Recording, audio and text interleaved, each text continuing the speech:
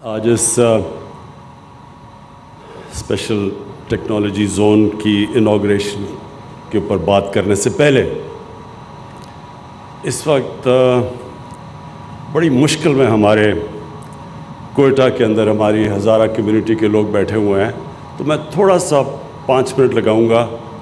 پہلے ان کو ایڈریس کر لوں اور پھر میں اس کے اوپر بات کرتا ہوں۔ دیکھیں، ہمارے ملک میں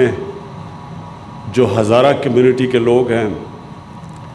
شاید سب سے زیادہ ظلم ان کے اوپر ہوا ہے۔ ان کو ٹارگٹ کیا گیا، اور خاص طور پہ پچھلے 20 سال میں 9/11 کے بعد ان کے اوپر جس طرح کی دہشت گردی کی گئی اور جس طرح کی ظلم کیا گیا، قتل کیا گیا ان لوگوں کو، کسی اور کمیونٹی کے اوپر اس طرح کا پاکستان میں ظلم نہیں ہوا۔ اور میں کئی دفعہ گیا بھی، جب وہاں بڑے بڑے سانیہ ہوئے، میں ان کے ساتھ گیا بھی، میں نے ان کا خوف بھی دیکھا ہوا ہے۔ تو جب یہ ابھی انسیڈنٹ ہوا مچھ کے اندر، یہ جو ہمارے کوئلے کی کانوں کے اوپر مزدور کام کر رہے تھے اور 11 ہزارہ کمیونٹی کے مزدوروں کو بڑی بے دردی سے قتل کیا گیا، تو میں اس کے اوپر پہلے تو ایک چیز آپ کو بتا دوں کہ یہ ایک اس سازش کا حصہ ہے جو کہ میں پچھلی مارچ سے پہلے میں نے اپنی کیبنٹ کو بتایا تھا، میں نے پھر پبلک سٹیٹمنٹس دیے ہیں اس کے اوپر کہ ہندوستان پوری طرح پاکستان کے اندر انتشار پھیلانے کی کوشش کر رہا ہے، اور ایک جگہ ہے سیکٹیرین ان کا پروگرام، بلکہ میں نے اپنی کیبنٹ کو بتایا تھا پچھلی مارچ میں کہ شیعہ اور سنی کے علماء کو قتل کرنا اور ان کے اندر ایک ملک کے اندر انتشار کی کیفیت پھیلانا۔ اس میں اپنی انٹیلیجنس ایجنسیز کو خاص طور پہ خراج تحسین پیش کرتا ہوں کہ انہوں نے 4 بڑے یہ جو دہشت گردی کے ایونٹس ہونے لگے تھے، اور ایک اسلام آباد کے باہر، وہ ہماری انٹیلیجنس ایجنسیز کی وجہ سے بچ گئے۔ اس کے باوجود ایک ہائی پروفائل سنی عالم کا قتل کیا گیا کراچی میں، اور بڑی مشکلوں سے ہم نے ایک آگ بجھائی جو کہ سیکٹیرین ڈیوائیڈ ہونے والی تھی۔ تو یہ جو ہمیں پہلے سے آئیڈیا تو تھا کہ یہ جو ہوا ہے مچھ کے اندر، اور جب یہ ہوا تو میں نے سیدھا اپنے انٹیریئر منسٹر کو بھیجا کوئٹہ، اور انہوں نے بڑی انٹریکشن کیا۔ پھر میں نے اپنے 2 فیڈرل منسٹرز کو بھیجا، اور ان کو ہزارہ کمیونٹی کو یہ بتانے کے لیے کہ یہ گورنمنٹ پوری طرح ان کے ساتھ کھڑی ہے، کیونکہ ہمیں پتہ ہے، مجھے خاص طور پہ پتہ ہے کہ ان کے اوپر کس طرح کے پیچھے ظلم ہوئے ہیں۔ اور میں نے ان کو ایشورٹی دی کہ ہم ان کی ہر قسم کی جو بیچارے لوائقین ہیں، اب ان کے گھروں میں جو کمانے والے تھے وہ مار دیے انہوں نے،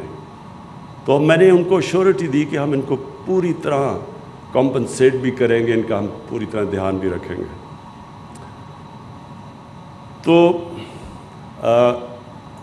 کل تک سب ڈیمانڈز مان چکے ہیں، جو بھی ڈیمانڈز انہوں نے کی ہم سب مان چکے ہیں۔ ان کی ایک یہ ڈیمانڈ ہے کہ جی پرائم منسٹر آئے تو پھر ہم لاشوں کو دفنائیں گے۔ میں نے ان کو میسج پہنچائی ہے کہ دیکھیں، جب سب ڈیمانڈز بھی آپ کی مان لی ہیں تو یہ ڈیمانڈ کرنا کہ ہم دفنائیں گے نہیں جب تک پرائم منسٹر آئے نہ، یہ کسی بھی ملک کے پرائم منسٹر کو اس طرح کی بلیک میل نہیں کرتے، کیونکہ یہ ایک ملک کا جو پرائم منسٹر تھا، ہر کوئی بلیک میل کرے گا۔ پھر سب سے پہلے تو یہ جو ڈاکوؤں کا ٹولہ ہے کہ جی ہمارے سارے کرپشن کے کیسز معاف کرو نہیں تو ہم گورنمنٹ گرا دیں گے، یہ بھی تو ایک بلیک میل چل رہی ہے 2.5 سال سے۔ تو اس لیے یہ بڑا امپورٹنٹ ہے کہ جب ساری ڈیمانڈز بھی مان لی ہیں، اور میں نے ان کو کہا ہے کہ جیسے ہی آپ ان کو دفنائیں گے میں کوئٹہ آؤں گا اور لوائقین کے ساتھ ملوں گا۔ اور میں پھر آج یہ اب اس پلیٹ فارم سے کہہ رہا ہوں کہ اگر آج اب ان کو دفناتے ہیں، میں آج کوئٹہ جاتا ہوں اور لوائقین کو ملتا ہوں۔ تو یہ کلیئر ہو جانا چاہیے کہ ساری آپ کی ڈیمانڈ بھی ماننی ہے، لیکن یہ نہیں کر سکتے کہ آپ ایک کنڈیشن لگا دیں جس کی کوئی سمجھ نہیں ہے کہ جناب جب آپ پرائم منسٹر آئے گا تو ہم دفنائیں گے. تو پہلے آپ ان کو دفنائیں، اور آج آپ دفناتے ہیں تو میں آج آپ کو گارنٹی کرتا ہوں کہ آج ہی میں کوئٹہ پہنچتا ہوں. اب عامر ہاشمی، یہ آپ کے اوپر بہت بڑی ذمہ داری ہے، اور ہماری جو آئی ٹی منسٹری ہے، امین آپ کو بھی میرے خیال میں یہ ہمیں جس طرح کہا گیا بہت پہلے یہ سٹیپ لینا چاہیے تھا، کیونکہ ساری دنیا یہ جو انقلاب آ رہا ہے، یہ آئی ٹی کے اندر انقلاب آ رہا ہے، اور بڑی تیزی سے یہ بڑھ رہا آگے. اور یہ جو ابھی بھی ہم نے دیکھا کہ کووڈ کے دوران جن کمپنیز نے گین کیا وہ ساری آئی ٹی کمپنیز تھیں. سو اس لیے ہم پیچھے رہ گئے ہیں، اور ہمیں یہ بہت پہلے اس طرح کے انسینٹیوز دینے چاہیے تھے اپنے آئی ٹی سیکٹر کو، جو کہ ان اسپیشل ٹیکنالوجی زونز میں دیے جا رہے ہیں. کوشش یہ ہے کہ ہم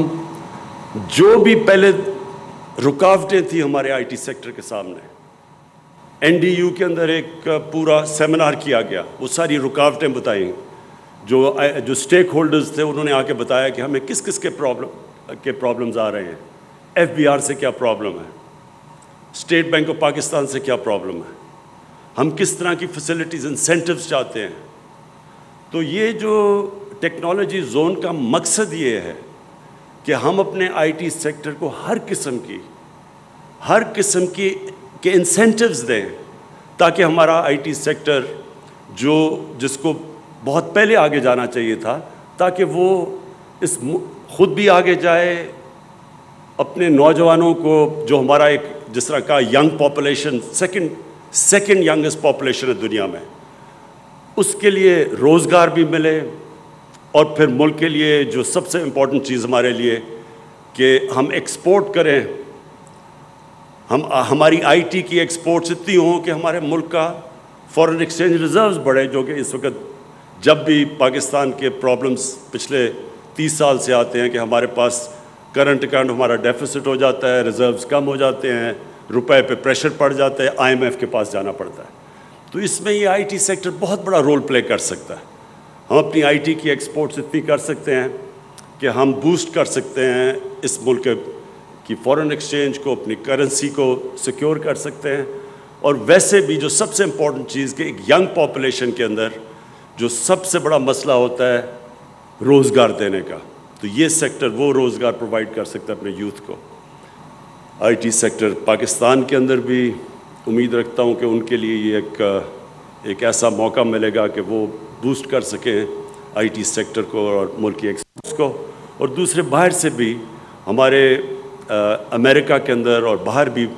آئی ٹی کے اندر پاکستانی بیٹھے ہوئے ہیں جو اس کا فائدہ اٹھا سکتے ہیں ان انسینٹیوز کا. اور پلس ہم امید رکھ رہے ہیں کہ باہر سے انویسٹمنٹ بھی ہمارے آئی ٹی سیکٹر کے اندر آئے گی. تو میں پھر سے عامر ہاشمی آپ کو